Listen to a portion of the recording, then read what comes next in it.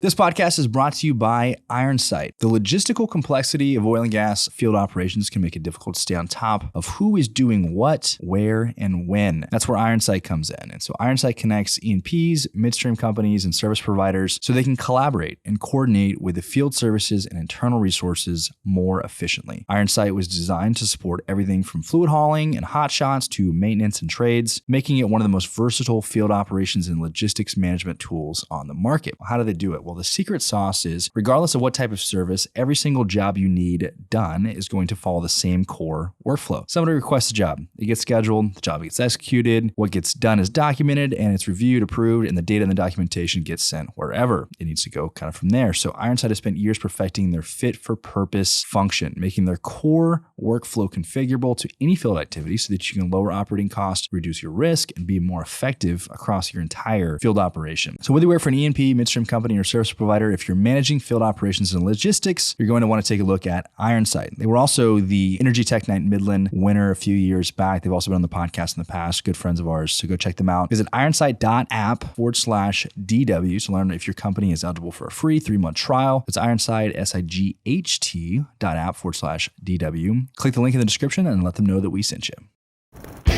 I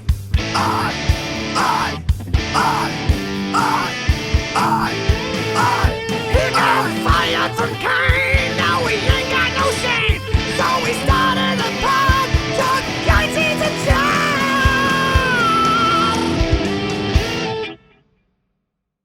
Hey everybody, welcome to Chuck Yates Needs a Job, the podcast. Yes, today, hey, I hate to tell you this, but sequels always suck. Campbell Faulkner is back from OTC Global Holdings. You were on last summer.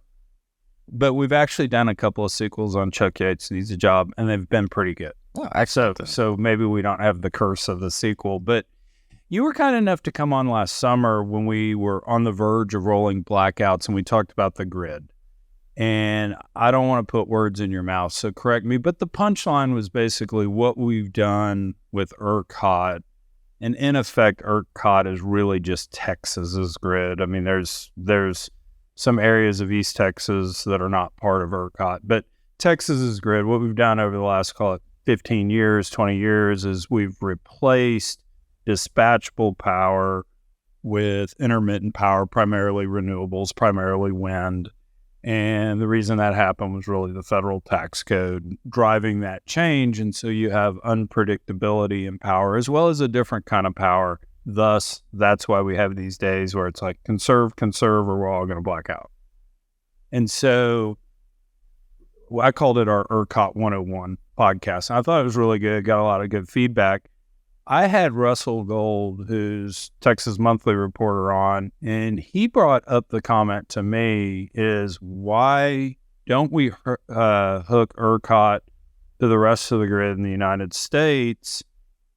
And in effect, not just because we need power sometimes, kind of what I'll call the Band-Aid or the insurance problem, but to actually export power, because we sell all sorts of energy.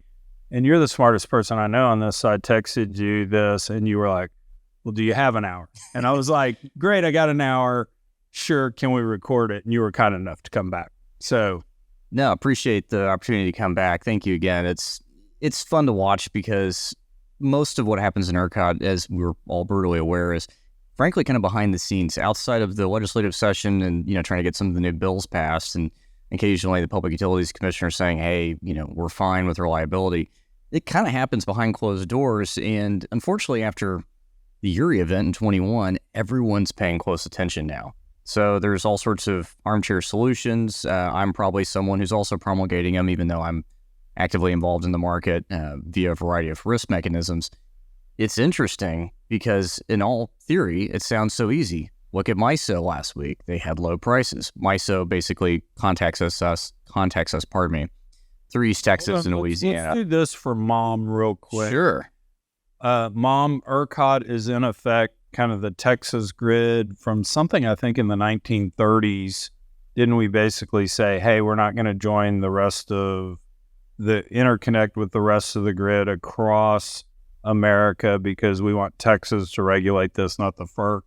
I've boogered that up enough, but give kind of the 30 seconds to a minute. Yeah, apologies on that. On who ERCOT is and who's surrounding, just so when we use that and start talking about it, we've got some frame of reference. So ERCOT is kind of an interesting entity. The Texas Reliability Entity, ERCOT's basically the dispatch control manager balancing authority. Then we have the TRE, which is Texas Reliability Entity.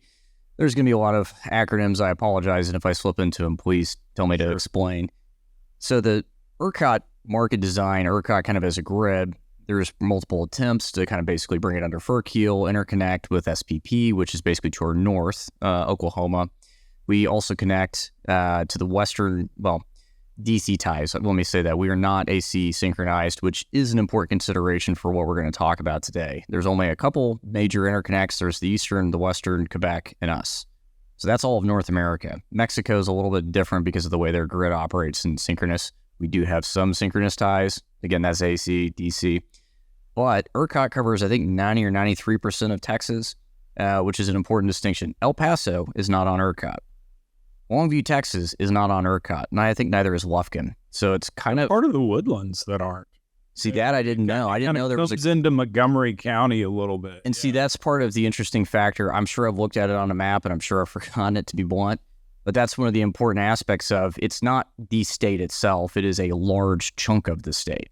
And because of that, Texas operates basically under its own purview and authority. We are backdoor FERC regulated. I mentioned that last year, and it is important to say, like, there's not just some Wild West going on in Texas, but predominantly the legislatures who mandates, controls, works through the Public Utilities Commission to operate our grid.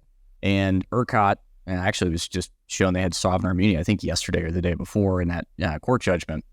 In fact, it is a quasi-governmental agency, and they are what everybody's ire is drawn towards, but that is kind of the grid operator. So we also have other grid operators that abut us, and we have some, like in El Paso, which are the Western Interconnect. SPP is kind of funky. There's parts of it that are Western, parts of it that are Eastern. SPP is trying to form a Western grid. So for simplicity's sake, we're going to kind of keep them on the Eastern Interconnect for talking about this, but it's actually a lot more complicated than that. And then we also have MISO, which is the Mid-Continent, and it goes basically from New Orleans and Mississippi all the way up into Saskatchewan. And over North Dakota, it's huge. So these are large geographic areas that are controlled basically by large balancing authorities. Most of the U.S. is under an RTO ISO operating mechanism, which means you have central dispatch. It's not like it was prior to, say, 1999 in Texas, where it was mostly dealt with by, the balancing authorities that are, Centerpoint or TXU and so on. So because of that, we have our own kind of mini grid. We're kind of our own natural experiment, right or wrong, separate from, say, like California, separate, say, from like PJM, which is Mid-Continent. So because of that, there's a lot of talk, specifically addressing what you're saying. Why aren't we interconnected? So just dummying this all down as Texas, a large part of Texas is its own grid. The rest of the United States is broken into divisions, but those divisions are more connected and can share power.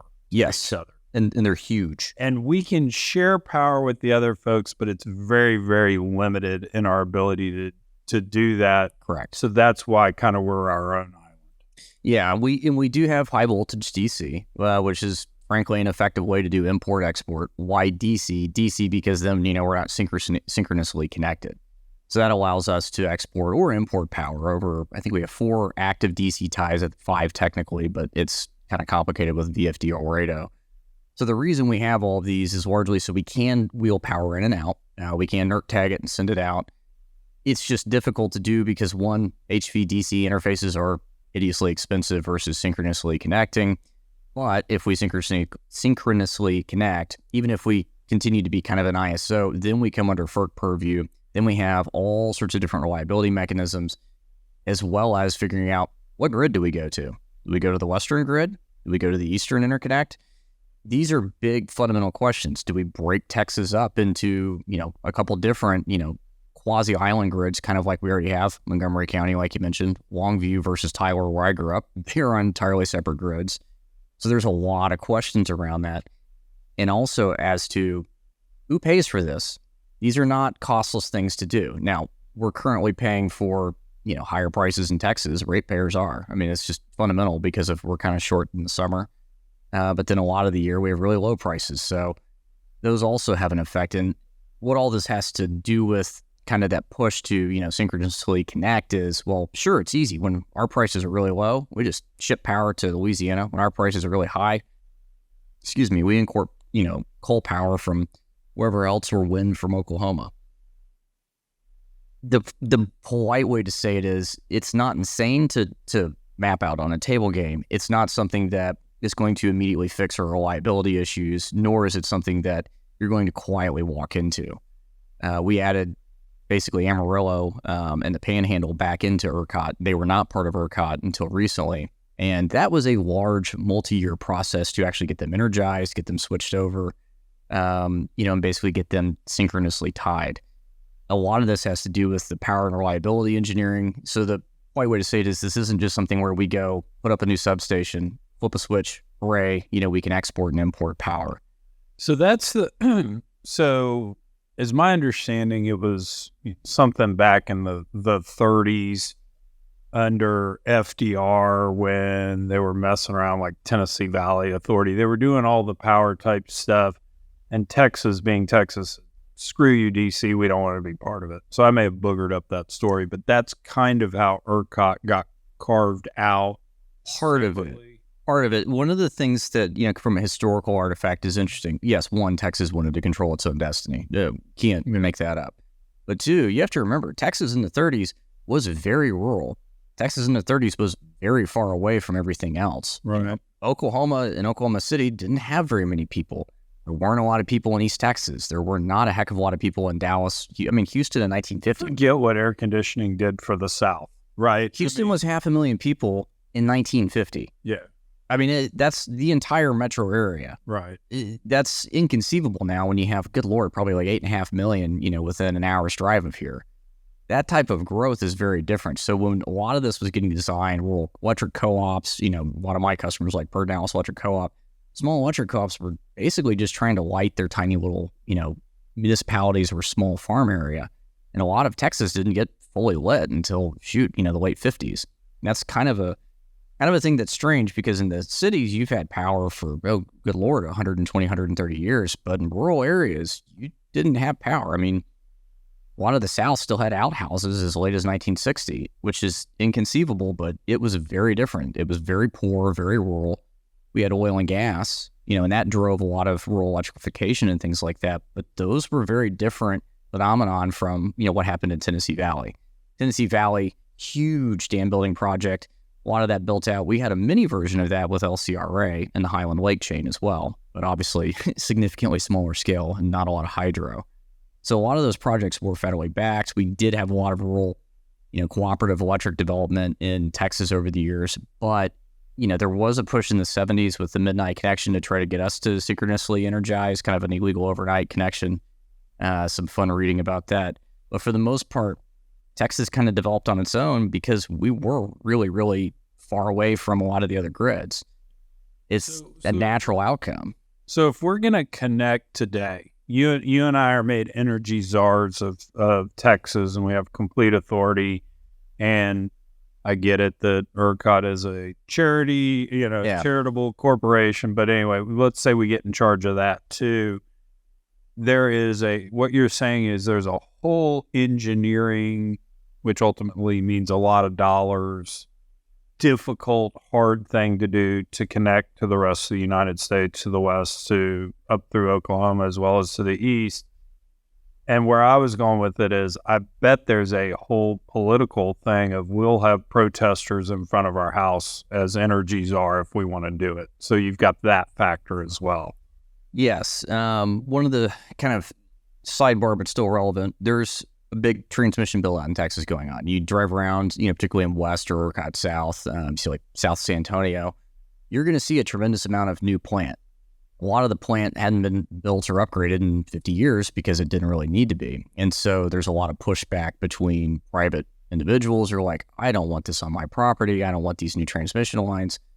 Imagine that at like an order of magnitude bigger scale, both connecting those, dealing with basically wheeling power, which is, moving it in and out of different control districts, The physical engineering challenge is not insurmountable, but the question is how much tax dollars are going to get spent in addition to private. We have difficulty just getting enough transmission built in Texas to begin with, not to say the rest of the United States as well. It's a hugely problematic issue. And you're doing that from the engineering standpoint of, this is not a simple, trivial thing. Do we break Texas up? You can't just connect Texas. I mean, you could connect Texas to the Western, Interconnect or the Eastern Interconnect, but you can't connect, say, like Houston to the Eastern Interconnect, Dallas to, parts of SPP, which are Eastern, but then do we separate, all of West Texas? Does that go with, EP Electric and go into the Western Interconnect? That's not a simple thing, because then you have to figure out, where do we cleave it? How do we break it up? Who are the companies? A lot of companies who've built transmission in Texas may, in fact, sue over it. There's a lot of litigation of, we made this investment to move wind from, wherever we generated it to, load center in Midland. Are we not going to get paid back because now, we're going to basically be zero rated out and we're not going to be able to make money, exporting to the West. There's a lot of interplay there. Secondly, this is my personal opinion. I like the natural experiment because I think Texas has done some unique, not always the right thing, but unique things that kind of provide a planning guide for the rest of the United States in particular, and probably all of North America. But that's just kind of I want to monkey with it a bit and see and kind of understand operationally how do you onboard renewables, what do you do in absence of what wins, things like that. But it's a very simplified problem of, who the heck do we connect to? How do we do it?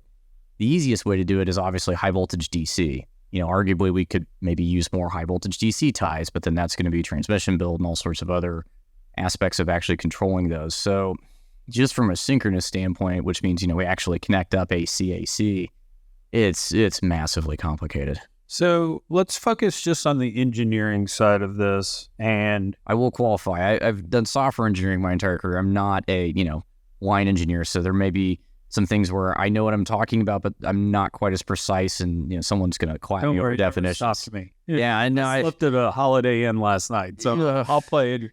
But just if we're trying to give the magnitude of the engineering problem and roll dollars into it, because that's ultimately the outcome, is the problem on a scale of 1 to 10, with 1 being me directing my 7-year-old child to eat their vegetables, and 10 being solving the Middle East problem. What number would you put on the problem of interconnecting Texas with the rest of the nation in some way, shape, or form? Yeah, I mean, and that's thankfully, I don't have to go back this up with a professional engineering license. It's pushing 7 to 8. Why do I say that? These systems are complex, and this is a sidebar, and someone's going to get mad at me over this, but I'm going to say it anyway. A great example is we use DC line physics models to basically predict congestion and things like that. And you're like, why does that matter? Well, we use DC line physics because the problems are solvable and tractable. AC systems are very, very complicated, and their interactions are difficult to, not only model to understand. Sorry for digressing a little bit more. Great example is a lot of older power systems like TVA and things like that physically built small models with like loads and generators and things like that to actually understand how their systems work. That is the actual physical component that is incredibly difficult to model. Even with all of the computing horsepower we have, it's incredibly difficult. So why is that important? It's not something we're going to go get some guys, some power engineers with CAD systems are going to design it up and it's just going to magically work. And because of that, you can't have a large, robust failure mode to say, oops, we synchronized the grid and we're going to be down for 3 weeks trying to fix this. So it's kind of like basically replacing your carburetor while your car is going 85 down the highway. It's doable, and it's something that, power and systems engineers and reliability engineers put a lot of thought to. But this is not just, we're going to go move the extension cord and call it good. And so that's why, from an engineering standpoint, it is a rather tall order, probably 7, 8 on, that, magnitude of scale. And it would be easy if, we were designing this again, in the 1930s. I mean, that's the best way to say it. Right. We've kind of, unfortunately, backed ourselves into a corner, particularly with kind of our modern life. A lot of modern productivity and GDP is relying upon computing, internet, reliable power, those sorts of things. I don't know too many Texans this week who, for the sake of maybe having a more reliable grid 10 years from now, are willing to go 2 weeks without electricity.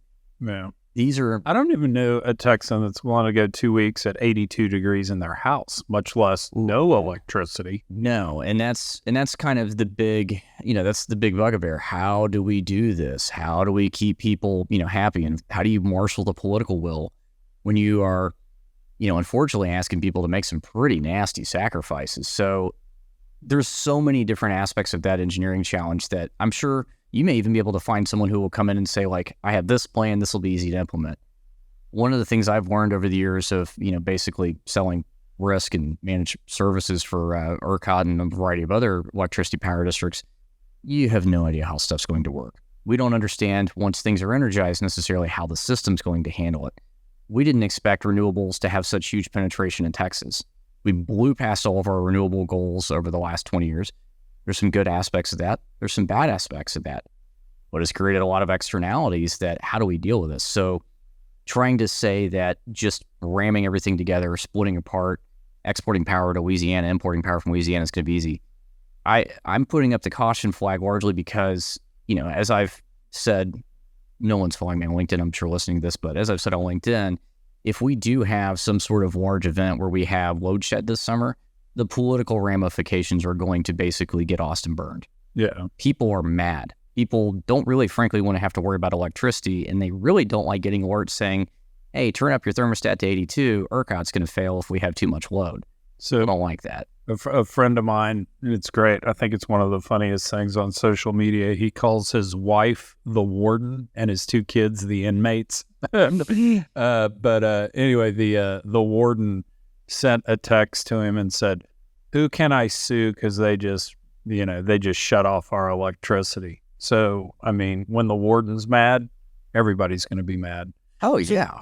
This podcast is brought to you by EnergyX. Are you tired of paying huge rates to the big cloud providers? Are you worried about being booted off a cloud platform if your company doesn't meet their ever-shifting standards? Ready to step up your data security and disaster recovery game? Well, ladies and gentlemen, your new cloud is ready. Introducing xCloud, the scalable, resilient computing cloud that is also actually affordable. It's high-performance compute for half the cost. HPC for HTC. xCloud from Red Team is opening a beta program for new cloud computing customers, and that means you, my friend. The xCloud is powered by the XMDC immersion-cooled modular data center from EnergyX. I've seen this data center in operation, and it is a total game changer. So if you want more information about the beta launch, go to the URL in the description. Type in promo code BETA, BETA, for 50% off of your first instance. And so the URL is going to be digitalwildcatters.com/EnergyX. So, and again, we're kind of in this world where you and I are energy czars, and so, and you're not a line engineer. I'm nowhere near an engineer. So let's just keep going. So let's say we decide, hey, we're gonna interconnect, and we're just gonna tell the engineers to go do it, figure it out best we can, and we're kind of sitting there going, okay, how much money is this going to cost? And we kind of come up with a number. Even in that world, is there a chance there's a payback over, call it 10 years of being able to interconnect and export power when we're cheaper, import power when others are cheaper, maybe even some reliability type benefits because we have the interflow of stuff? Or are you saying that this is going to be such a huge engineering problem, it's going to cost so much that even if we did it, it probably is not even going to be economically worth doing? Or do you know? And I realize that's the famous No, I know, question. yeah. And take it wherever you want to go with it. The joke back of the spreadsheet math, I would tend to say there's probably not going to be a long enough and thorough enough payout profile to make it, make the price actually work. Essentially you're doing a call option that I don't think is ever going to be in the money. That being said, if we continue to have reliability issues, there probably will be the political will to do so at some meaningful level. The question is, if we don't have reliability issues and things kind of continue the way they are, does this go back to being a tabletop game done by people like me who work in the industry? could be. That's really the big issue. Was I thought maybe after the last couple of years that maybe we would start turning the corner on reliability. I've been screaming about reliability since 2018 across the U.S., but we've seen NERC and other people say even in largely interconnected grids, there's huge reliability risk. See, that's the thing, is everyone's focused on ERCOT. There's huge reliability issues in SPP. There's huge reliability issues in the Western EIM and CAISO as well. So this is not an exclusive problem. Texas is also just a little bit ahead of the curve because we've pruned a lot of our, I'm not going to say lower performing, but less economic coal and gas plants over the years and not replaced them. I think we only had 240 or 280 megawatt net add for gas last year, and we had a massive energization, of wind and PV. So what does that mean? It means that we've already kind of run out of uneconomic units to prune. So since we are ahead of the curve as compared to SPP, MISO, and other control districts. So why we have bugs here in the podcast too. It's probably the fake plant. But anyway, sorry about that. No, you're fine. Yeah. But that's one of the things that's interesting is we've already kind of run down that cost curve pretty aggressively too. So we're starting to see some of our issues crop up in these other control districts. So they're maybe at the 2012 starting point for ERCOT where we had some reliability issues kind of, in 11. We thought about, changing out the, Vol-E in 2013, which is set the price cap, which doesn't set the price cap anymore. All sorts of fun with that.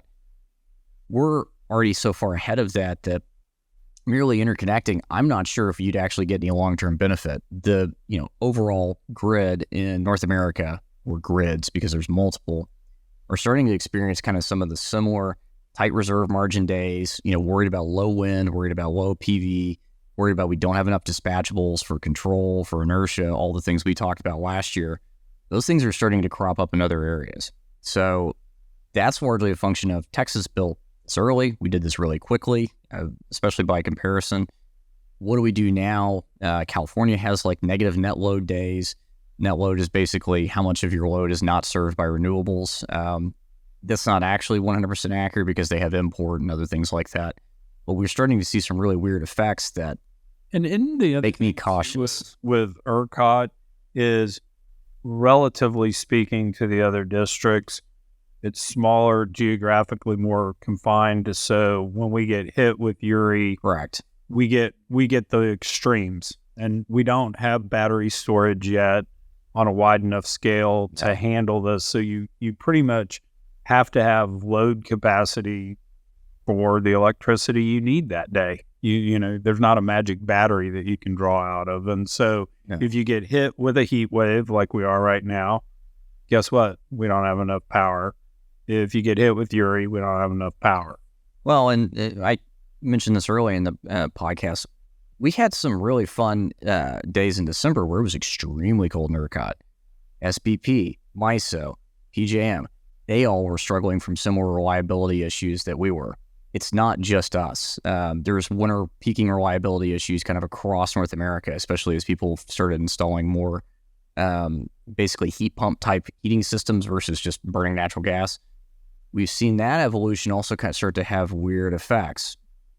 Great example, I think we peaked at 79,000 megawatts in the winter. That's basically a former summer load record. These are weird things that, if you'd asked me, and again, I'm not claiming I have a crystal ball. If I did, I'd be, trading power instead of just, talking about it. We didn't think that we would become a dual peak. And ERCOT's now dual peak. We winter peak, we summer peak. We never historically did that. We were summer peak. These other control districts are also kind of moving to dual peak structures as well, which is unique. So when we talk about reliability, merely interconnecting us with these other grids doesn't just magically make the problem go away. We're a little bit further ahead. They're kind of trending the same direction where they could be having the same sorts of issues that we do. You get a really nasty, hot, extreme, over kind of the mid-continent heat wave, which can happen. Oh, they may start having big summer reliability issues. The West, we obviously know, has been low on hydro, so they've kind of had their own reliability issues.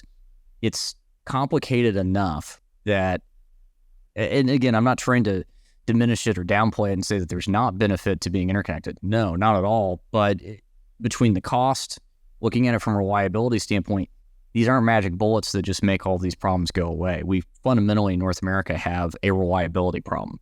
And so I'm glad we're talking about this, because one thing I've always said is, hey, if we went to electric cars, we can all debate, are they better than internal combustion engines for the environment? Volvo, I think, did a deep dive study, and the punchline was, if you produce power like we do right now across the globe at about 80,000 or 90,000 miles, the electric vehicle is better than the internal combustion engine. If you produce power like Europe does, I think it's, call it 60 or 65,000 miles, the crossover. So yes, that is better, and we can debate that, but yes, that is better. My question has always been the trillions of dollars we're going to need to spend to upgrade the grid, charging stations, all that. Is it worth it? Mining too. Don't forget the mining. Is it actually worth it for, in effect, what may be, a 5-year payback on something, if you will? Or are we better off spending that trillions of dollars trying to develop carbon capture? And that's my point. And I think that's what's totally missed in this debate, because people go, okay, that's better. And they never say, there is a finite amount of money we can spend on this problem. Yes. And so anyway, that's why I've loved talking about this. Yeah. And I know I'm kind of like hemming and hawing, because I'm trying to do it justice and make sure that I'm not just, look, I'm not here like with a partisan stamp by any means. I'm just some guy who sits in an office and does risk for, a boatload of companies. The important thing to me is we do have a finite amount of capital. We have a finite amount of human capital too. People also seem to be forgetting we aren't training, like 5 million new engineers a year to do this. These are not simple solutions. This is a huge project. Everybody talks like, oh, it's a moonshot or a Manhattan Project. Those are very special events that occurred, and they were essentially art projects done by engineers. Are we going to get an art project done by exceptionally brilliant engineers to do this? Probably not. So because of those constraints, be they engineering, human capital, otherwise, you really do have to sit there and wonder, is this just something that we magically do? We've kind of blundered into it with electric cars. Not that there's anything wrong with electric cars, but that is a non-negligible effect on the grid. That is something that is new. Same thing with heat pumps as a heating source. A lot of heating kind of, because of natural gas fractions being so historically cheap, move to that. Well, you have a newer, smaller house, or in addition, you may not put in a gas-fired furnace. You may be using a heat pump. That uses a lot more electricity. That's more demand on the grid. These are all the effects that really do put a lot of engineering constraint that is not something that even a really smart group of people can just magically say, we parameterized everything. Because of kind of the difficulty of emergent phenomenon, be it the power grid itself, some exigency, for whatever reason, we just don't know. And so that's why when, you're putting on a public policy hat trying to say, like, this is what we need. Great example, which, was the failed 10,000, gigawatt build of stuff for House Bill 7 or whatever it was. These are all exogenous, and they appear to fix problems, but they don't actually understand all the interactive effects, how this works within the economic aspects of, if I'm a generator, screw you, I don't want this coming in, interplayed with all sorts of fun politics, which are particularly polarized. What it really leads me to conclude is there's just no way in hell to do this. And it's not because of lack of will or things like that. There are fundamentally a large amount of conflicting theories, engineering constraints. Money is a big one. Do you want to pay an extra couple grand in taxes a year? I mean, that's a hard sell for a lot of people. I mean, and these are the types of things that probably would require a pretty big spend. So I don't know, for my book, you really do kind of start reaching a point to where it's a huge lift. It's a huge ask. It's exceptionally complicated. It's great to tabletop and it's great to think about. And from a resource planning idea, it is definitely something that needs to continue to be worked with. But this is not something that, we're going to do this and in 60 months or less, we're going to have all of our ERCOT problems magically go away. Yeah. I wish that was the case. If there was something that simple, I can tell you from a political standpoint, it would behoove the governor and the Republicans in both the House and Senate in Texas to get it done. But it's not that simple. And that's always the difficulty of, we have an intersection of politics, we have an intersection of policy, and then there's the hard engineering realities, and you're never going to get an efficient outcome on all of them. Yeah. And the one example I saw was it Senate Bill 4 from 21, that was the URI bill, I think. Anyway, the the winterization bill, let's call it. One of the things they did there is they went in and they said, hey, if you produce natural gas more than 50 MCF a day, you are deemed critical. Right. And we want you to winterize and all that. One of the large water flood producer, oil and gas guys, calls me up and he says, I produce 52 MCF of natural gas a day. And I go, congratulations, that's great. And he goes, no, I have to winterize that. And I go, okay, well, yeah, that's part of the bill. And he goes, you do know, though, that deeming me critical means I cannot participate in the LARS program, which is the load reduction program. And he goes, my draw is about 30 megawatts. Yep. And so he says, so just recognize next time Winter Storm Uri hits, it's more important to the state of Texas that I produce my 52 MCF of natural gas instead of taking my 30 megawatt load off of the grid. Bingo. And I went, oh my God, that's unintended consequence. They didn't think that through. And why I'm saying that is, you're right. No one goes and talks to an engineer and says, hey guys, how does this work? And so they missed that. And then we did a podcast about it. I actually had the guy on. We talked through this whole issue. I actually talked with the Railroad Commission. I was like, guys, do we really want a front page New York Times story of people are freezing to death in Texas, but big oil continues to produce? Yep. And the Railroad Commission's response was, well, we provided for some hearings and, all this sort of stuff so that... Please give us feedback. All this sort of stuff. And I go, you really expect somebody to spend $1 million on lawyers going through all that? To their credit, I give the Railroad Commission credit. They got it. And my whole thing was, if your electricity load is more than what the natural gas could produce, you're defaulted to, you're not categorized as... what's the word I'm looking for? Critical infrastructure. Yeah, you're not critical infrastructure. You're not categorized that way. And if we think otherwise, we'll then come after you and make you reverse it out. And so anyway, to their credit, they eventually got that right. But that's the unintended consequence. And no one listens to the engineers. And no. Well, it goes back to, there's so many things like this that occur, particularly in the public power industry. I'm mentioning that specifically as well. There's all sorts of engineering constraints. ERCOT, which I kind of agree with this, but where you have a unique issue, we just energize any PV project, whatever. It's like, yep, just put it on the grid. There's curtailments because of that, because you have transmission constraints. So other control districts are saying, no, we got to get this built before we'll energize it. So that's why everybody's like, just put the PV in Texas. They'll turn it on and, you'll always be economic because you can produce essentially below zero because of the subsidies from federal government, state, local, and everything else. It's a whole different discussion, but those are the sorts of constraints where you're like, well, this is kind of nonsensical. What if on a high load day we have to curtail all these PV plants because we don't have enough transmission? Well, no, let's build them. So that's where you kind of get these strange they're not interactive effects so much as they are kind of a little bit more difficult to describe from an economic standpoint. The other issue is the people who work lobbying around this, they're not bad people. They're lobbying their book, as they should be. They're going to try to make sure they get a carve out to protect, their particular either public power or, their generator like Calpine. I'm not picking on any company. I'm just using large examples. That's going to be something that people also forget. They're like, no, we have this clean legislative process that everything's, above board and everything else. No, politics is dirty. It's not a bad thing. It's just kind of the way the process works. But whenever you start trying to say, like, these emergent phenomenon we can figure out, no, you're often going to have things that you have no idea why the heck it happened. So what do you do in those cases? From a reliability engineering standpoint, it's very top down. And a lot of the development and things like that are very bottom up.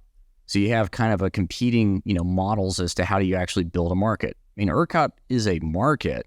I put it in air quotes because there's so many different constraints put on it by the PUC, not freezing or killing grandma when it's hot or cold.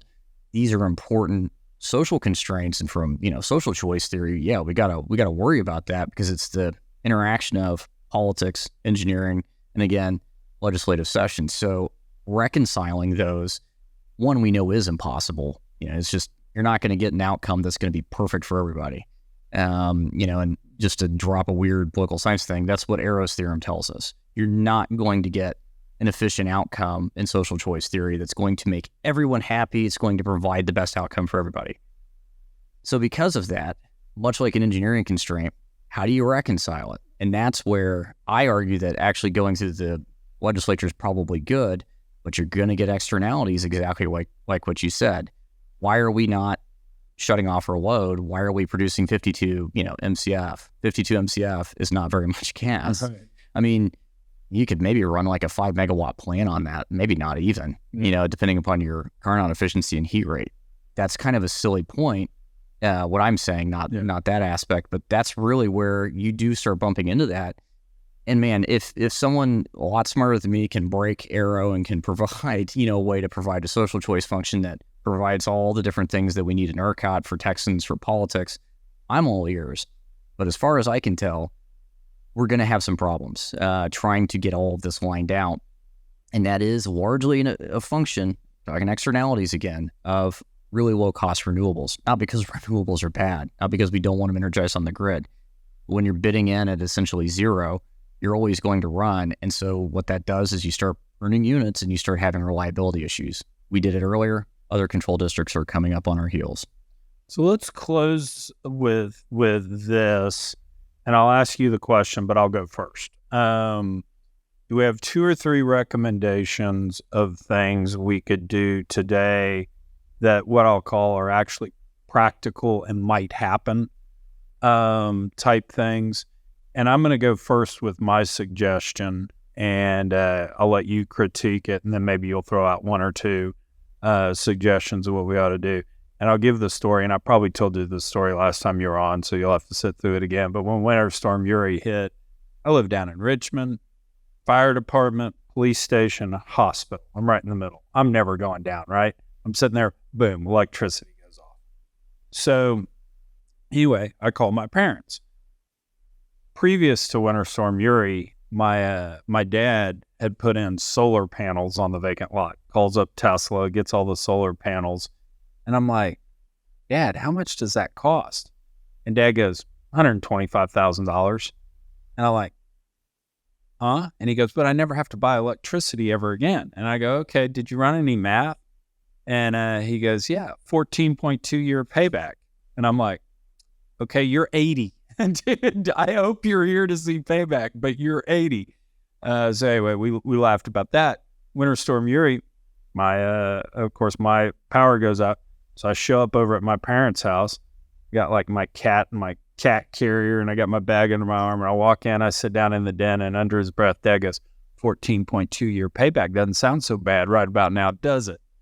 So my suggestion, and I want to get your take on how hard this is.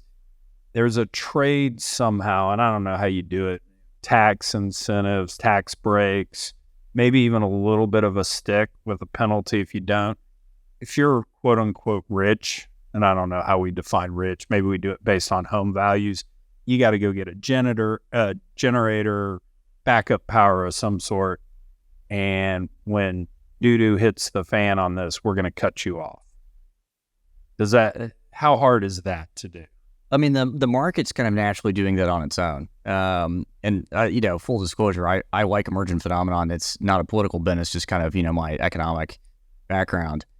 That's already naturally happening. I mean, Generac stock had a little bit of a dip earlier this year, but it's pretty darn high, especially compared to 10 years. Because I'm going to go get it. I'm full disclosure. I've got one. I'm going to do it without any incentives. No, I've got a whole home generator, upgraded gas meter. I'm ready to go. I mean, Uri, we were fine. We didn't have internet, which was no good, but we stayed up on keeping our house from freezing. The market's going to do that. I already have a good friend who installed, good God, I don't even know how much it costs. He has full PV on his house, and then he actually has batteries. So he can run, I think, mostly like 8 or 9 hours basically off grid on the batteries, and then sun comes up, he'll recharge. My dad's got the Tesla batteries on the side of the house, yep. and he says it's a day and a half. Maybe. Okay, so he probably spec'd a little better than a good friend of mine. I would love to mention his name, but he'd get mad at me. So that's kind of already naturally happening. There's no incentive needed to do that. People don't like being hot. People don't like being cold. That was already happening largely before. Great example. We had our genset installed because of tropical risk. We get hit by a hurricane. I'm not dealing with that. Yeah. I didn't live here in 2008, but everybody I know who did was like, It was horrible. Yeah. After the hurricane, like we didn't have power for 3 weeks. Neighborhood was a mess. So there's a lot of people who already did that. My neighborhood, for instance, I think probably 60% of the homes have generators.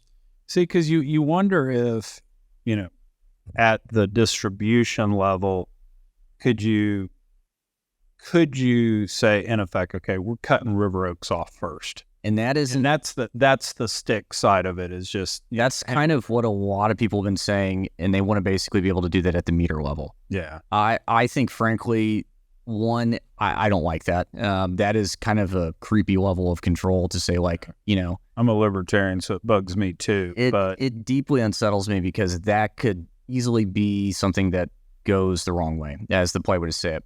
Nice thing about rotating outages, this is going to sound goofy, the fact that they are manual means that for CenterPoint, for us to go do that, that is a very deliberate action. That is not just somebody on a computer, futzed, we took out, Briar Meadow where I live. Right. That deliberate aspect is both good, and it kind of says that, yeah, if we are doing load shed, we got some serious issues. So maybe it's voluntary. I go put in my generator, my solar, Generac, and a lot of other people are working my on batteries, and I go, okay, to whoever, CenterPoint, I'm good. I will sign the agreement. You can shut me off. So maybe if it's voluntary, maybe put some sort of court protection in there too, or something. Okay. So maybe we could do that on a voluntary basis, and the libertarian and me could live with it. Maybe. See, I still, and I'm sure someone's gonna yell at me over saying this, but I still view, I don't necessarily dislike controlled load resources, but that energy efficiency, basically being able to do, demand response and stuff like that, I view that as we've already failed. Okay. If we're talking about that, we fundamentally don't have enough power available for reliability. Well, there's also engineering aspects of it, like are you dealing with reactive power if you're trying to transmit into the grid versus just shut off at the meter. So I think we've already failed from a reliability standpoint. And it's not, in Texas is probably the only place in the U.S. where people are, put out mandatory conservation notice, and they're like, I'm turning my thermostat down to 65. Screw you, ERCOT. Which is both hilarious and a little sad. But yeah, I think once we've started talking about that deliberately, I'm not convinced that we haven't already kind of crossed the Rubicon and we're already kind of hosed. I think it is good. I think consumers, by the last couple of years paying higher prices, are more conscientious about it. They are better about winterizing their homes. I don't think we need programs from the state level to do it. I think those end up just kind of becoming rent transfer programs to essentially turns into cronyism. I'm not calling everybody corrupt, but there's often too much of it, and then it becomes, well, what do we actually get for this? So I push back on that because I think it is a bit heavy-handed, and I don't know that it would actually produce the intended consequence. Gotcha. All right. So now I'm going to turn it on you. Give me something that maybe if we had breakfast with Abbott and Patrick, potentially could get done. Yeah, and that's the one where I was this is one of the things where I got to admit, and if somebody's seen anything I've written or anything else, I was very anti-capacity markets for years. They're clunky. They're kind of an extra layer of complication. I've kind of slowly come around to the conclusion that we either have to rebid everything, and by that I mean like renewables don't bid in at effectively zero or $1 a megawatt, or so when you're doing the SCED, when you actually get the LMP, they're always biased. Either have to zero rate and go back and redo that, or you're going to have to go to capacity market. You're not going to zero rate everything. It's politically untenable. I fully admit that, even though I think it is a superior idea for rebidding the stack. I think you're going to have to move to capacity market. The way capacity markets have been implemented in other parts of the United States are kind of a nightmare. PJM keeps delaying their capacity auction for, I think, 24 and 25, maybe 26. Apologies. The point is, they're not perfect, but we need some mechanism to essentially price reliability. And so what is a capacity market? So basically, the market we have in Texas is you put an electron on, you get paid for it. Largely. Right. Largely. Yeah. The energy-only markets are essentially your only signal to really bid in is basically price. Right. And so that's why today prices are going up to 1,600 a megawatt forecasted day ahead for that market. So basically, we'll see where the real time goes. That's effectively what it is. That's why, basically the value of lost load used to be 9,000 a megawatt hour. Used to be very high because if you're at the load shed point, it should be rather expensive. We want to get generation on to match it. That's a very, very simplistic view of energy only. Capacity market, you still have an energy market. You still have, basically your nodal market where you have to worry about congestion, things like that. You can have some markets that deal with congestion in certain ways, like FTRs. We have CRRs, congestion rights in Texas. But a true capacity market is we bid and pay for capacity reliability. You could argue that we kind of do that with the ancillary services market and, moving the operating reserve demand curve and some other things like that. But we probably would need a full redesign where largely why units are leaving coal and gas. I'm not saying these were the best units, but they've left and they're not dispatchable is because they just don't get enough economic hours every year. You don't want to just set them aside or move them out of the market, which are some of the proposals they made this spring. That's even worse because that's going to obscure, it's going to make price discovery impossible. But having some mechanism, and I'm not saying I have a market design for it right now, there's really bright people who do that. Moving towards that where we actually do pay some reliability mechanism that's separate from ancillary services to basically either build or keep things online, that's probably going to be the least cost and most efficient, in my estimation, way to do this. I'm sure there's, someone who's going to model it out and basically say, no, this is a terrible idea. But like I said, I was very anti-capacity market, and I've kind of swung around in the last 3 years because I do think we're going to have some price mechanism that's not as simple to get that done. And it's not because I'm, changing political views or, I have like some agenda. It's more just kind of, what do we do to get more megawatts on the grid that are dispatchable? And we do it in the least cost fashion that's not, one, going to screw up our PV and wind that we've already built. So that's not good for capital holders and, bond payers and everything else and rate payers. And two, I think it would go a long way towards mitigating a lot of the angst that people have, knowing that we are building or retaining these without some outside market mechanism. Is a simple way to do that, and again, this will go into the political process and everybody will talk their own book and it probably won't get done, but is a simple way to do that potentially is something to the effect of there's a penalty if you're not delivering power to the grid, meaning, hey, wind, we're glad to have you throw your electrons on here, but if you don't throw if you don't have the ability within, I'll make this up, and I'm not. No, you're fine. Within 8 hours, if you're not able to turn on electricity and we need it, and there's some amount of electricity you have to generate, you either have to provide that power, diesel gensets or whatever the case may be, or if you can't do that, you pay a penalty, and that in effect kind of subsidizes the fact that. And that was proposed in... Is that kind of a backdoor way to do what you're talking about, sort of? Sort of. The reason I still kind of lean away from that is it's still too much of an economic rent transfer, which is, in my opinion, a big no-no. We want to avoid that. There's so much slippage around that, and there's so many ways for people to, and kind of manipulate it. And that's what I worry about is designing in the legislature from that perspective, I think is going to create a suboptimal outcome. Okay. Not because the people in the legislature are all stupid. There's some who aren't, but trying to coalesce a body around that, that's difficult, especially like I'm an attorney who's worried about my, small South Texas district. I just want to make sure we get funding for schools and things like that. Yeah. This power stuff is not really my book. Right. And it's not, again, insulting them. It's just trying to line that up. Yeah.